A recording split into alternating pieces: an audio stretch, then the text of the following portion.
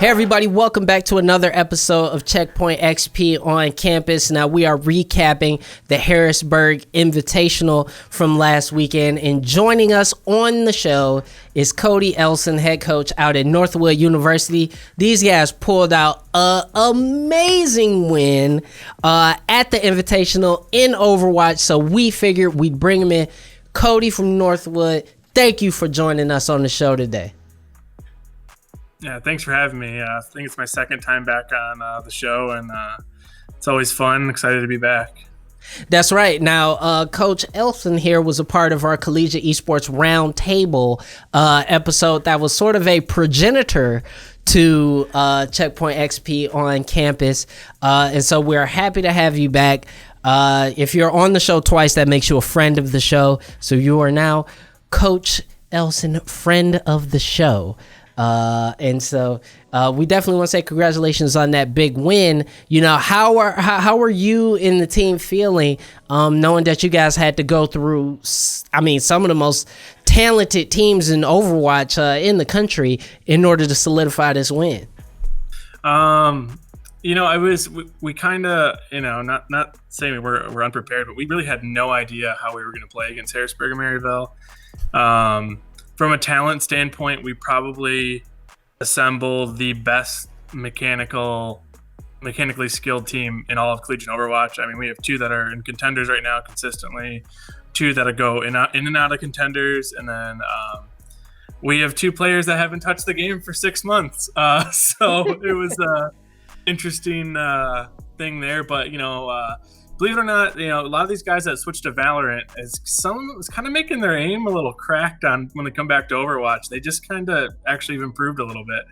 So like Tyler's been, I think he's going to get signed to a pro team for Valorant any day now. He's unbelievable. But his aim on Ashe and his Sombra play was insane, just so on point. Mm-hmm. I think a lot of these games translate mechanically well. No, it was great. We're excited. There wasn't a whole lot of scrim time going into this. It was more so just preparation for, what are we going to run, kind of play as a team. Because every day these guys are scrimming 4 to 6 hours with their, contenders teams. So they're already putting a lot of work into the game, and it's kind of just translating that into the collegiate side.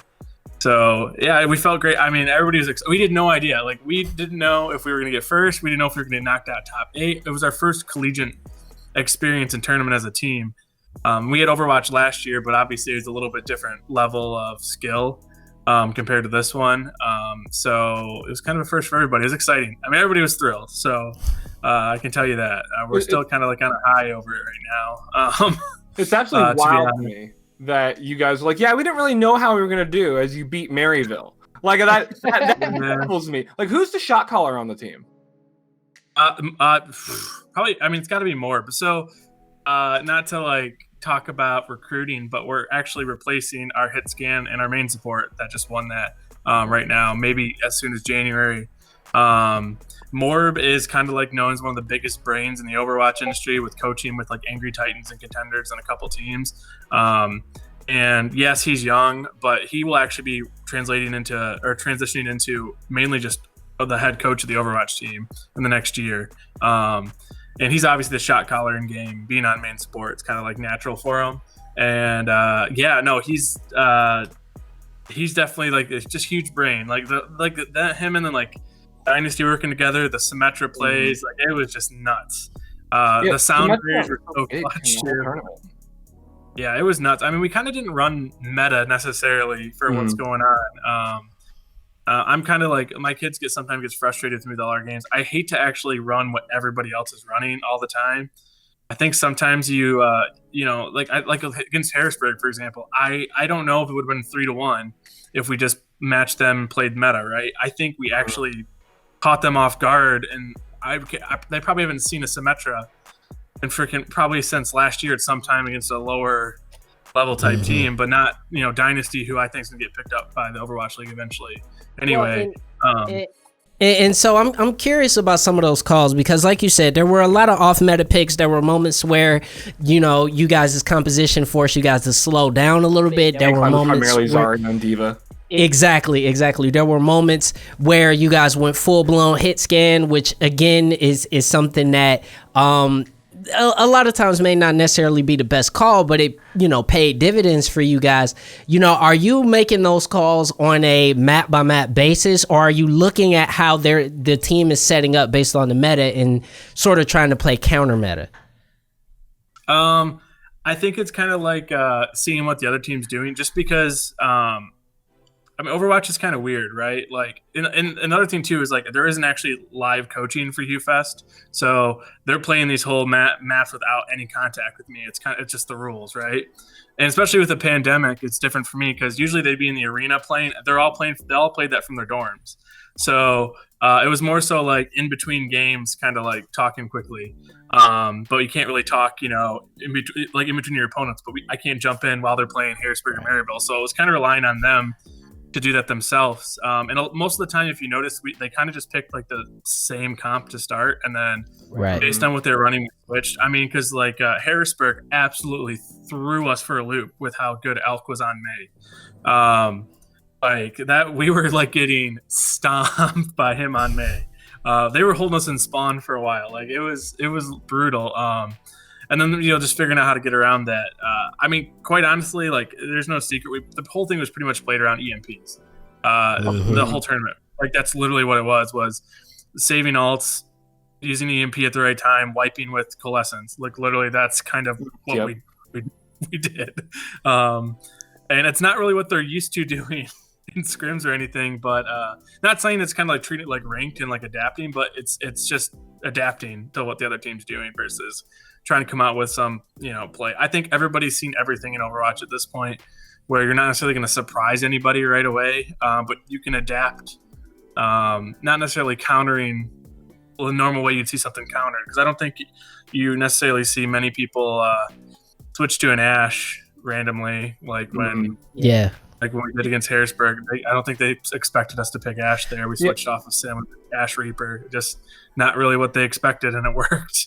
Yeah, when you guys were preparing for this, was like adjustability like a topic you like focused on? Because I noticed while watching that like you guys would maybe struggle for like 2 minutes. So it's like, oh, we're just being too aggressive, and then instantly you just slow down, take the points, set yourselves up, and then like on map 2 of the finals, where in the beginning Maryville was kind of rolling, and then you guys are like, oh, well, that's because we're just throwing ourselves out there. So what if we just don't do that and let's just stay inside? And then you guys lock down that point. So was like adjustability like a big bullet point for you guys? Because it's kind of like the whole. I mean, not saying the whole point of Collegiate Overwatch, but for us, that's our strategy going into the year. We're not trying to over prepare for every team, because everything shifts so much. They update the game so much. There's no sense in beating for a month the strategy and then like totally being dismantled because Jeff wants to make Brig unplayable again. Like, you know what I mean? It's just it's just one of those things where like there's no point, and it's all about the adaptability. And again, it's majority of them like doing that in game with them. They're just being smart. Like Akash, our main tank, is unbelievable. He's known as being one of the best Winstons in the game, even though Winston doesn't really come into play a whole lot. And sometimes on Reinhardt, it's kind of like pulling him back a little bit to throwing that shield up and stop swinging so much, just kind of like play main tank a little bit.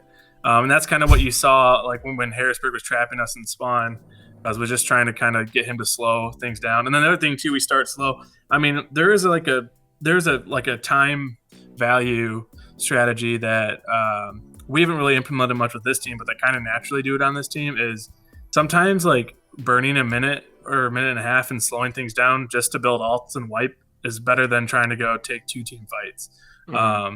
You know what I mean? It just kind of just depends. Like it's almost like a rope-a-dope strategy, right? Where it's like, let's let them expend all their energy and all their strategy and all the things that they want to do positionally, so we could build alts and figure out what they're doing, and then we're able to counter effectively. But I definitely want to talk about the clinching map, which was on Ilios, which is it feels like I picked this apart, this map, because first of all, Ilios is my favorite map. I'm a Pharah main, so it has to be my favorite map by default.